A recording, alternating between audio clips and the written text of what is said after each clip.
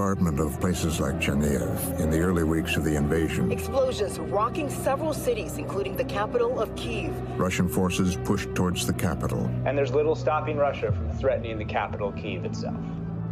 But as the advance hit Ukrainian resistance and began to fail, the Russians waged a different kind of warfare in the suburbs of Kyiv. Russia's withdrawal has revealed what looked more like crime scenes than the aftermath of battle. Bodies bearing signs of torture and rape. What they left behind when they retreated from the town of Bucha was a shocking scene of violence against civilians and would change the world's view of war crimes in Ukraine. Bucha, the suffering these people went through. You are no one, you are not a human being. They can do anything with you. Kill you, rape you, cut you into pieces. That is a clip from the special investigation produced by Frontline and the Associated Press on the atrocities in Bucha, Ukraine. Our next guest is known as the Dictator Hunter. He's the first war crimes prosecutor to secure the conviction of a former head of state in the domestic courts of another country. He says the legal principle at work in that investigation could be used to prosecute Vladimir Putin, or at least his henchmen, for war crimes in Ukraine. And war crimes prosecutor Reed Brody joins us now. His new book out today is titled To Catch a Dictator, The Pursuit and Trial of Hissin Habre. Reed, it's great to have you here. Thank you. Dictator Hunter is quite a title. But let's talk first about the work you've done before we get to Putin, specifically on this case of the dictator of Chad, where over more than a decade and a half you pursued this man. What were the charges against him, and how did you finally bring him to justice? So Hissin Habre was the dictator of Chad from 1982 to 1990. He was brought into power by Ronald Reagan in a covert operation as a bulwark against Muammar Gaddafi. He's accused and was finally convicted of thousands of political killings, of systematic torture, waves of ethnic cleansing, systematic rape, and the use of sexual slavery. He was actually on trial. He was accused by a woman of having personally raped him.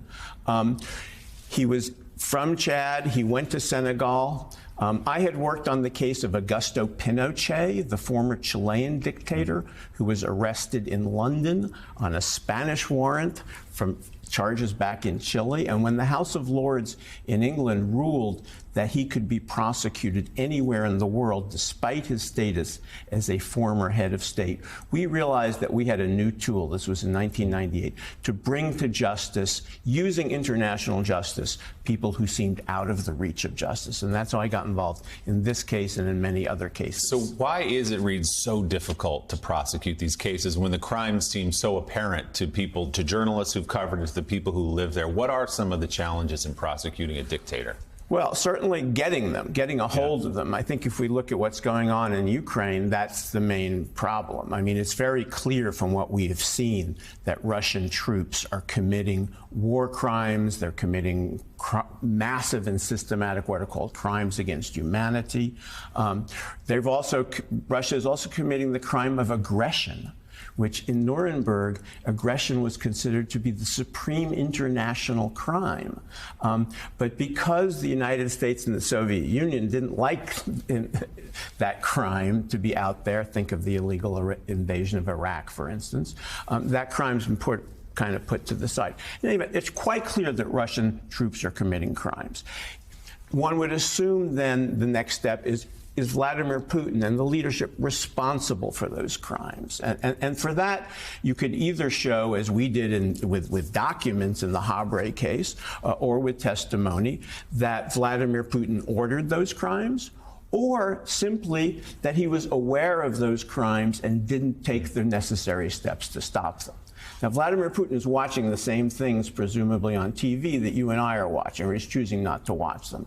And we know no evidence that Vladimir Putin has told his soldiers, don't do that, or that he's prosecuted people for committing these crimes. So the chances are that a case can be built against Vladimir Putin for these war crimes, for these crimes against humanity, certainly for the crime of aggression, because that's a leadership crime. He's the one who decided.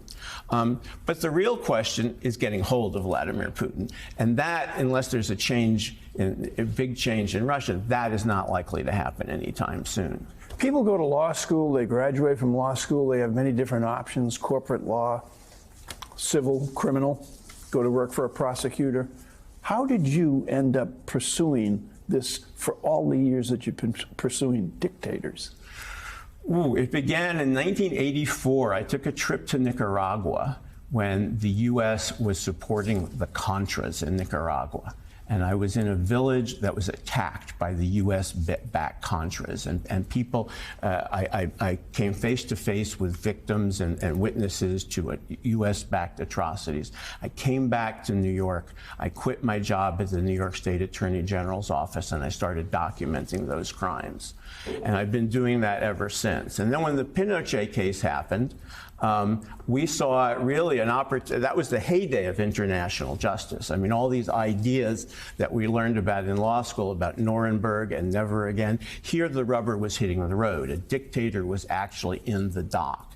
And so for the last 25 years, I've really devoted my work to helping victims, to helping activists around the world try to bring their torturers to justice. And there's no statute of limitations on any of this. Well, that's the great thing about this. I mean, let's assume that Vladimir Putin is indicted for war crimes.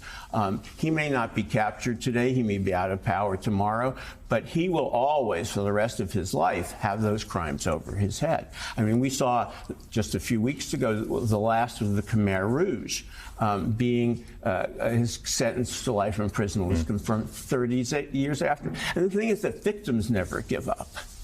One of the amazing things about working with Chadian victims, about working with Chilean victims, about working with Ukrainian victims is they never give up. And as long as they don't give up, there's always the possibility of justice. And prosecutors like you never give up either. The new book is titled To Catch a Dictator, The Pursuit and Trial of Hissan Habre, with many lessons for what's happening today in Ukraine. Reed Brody, thanks so much for being here. We appreciate it. You're quite welcome. Good to see you.